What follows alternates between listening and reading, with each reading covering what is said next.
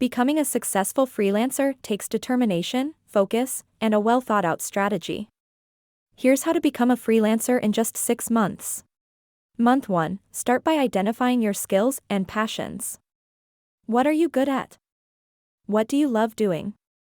Research market demand and competition in your desired field. Month 2. Build a portfolio showcasing your skills and experience. This can be done by creating projects for friends and family or engaging in pro bono work to gain exposure.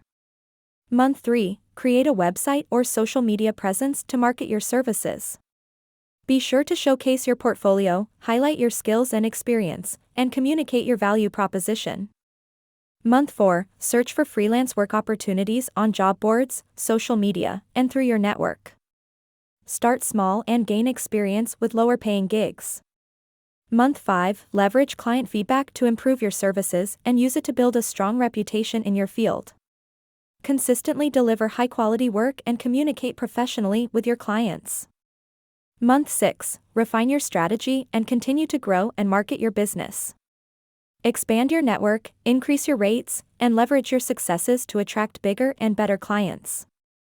By following this strategy, you can make significant progress in your journey towards becoming a successful freelancer in just 6 months.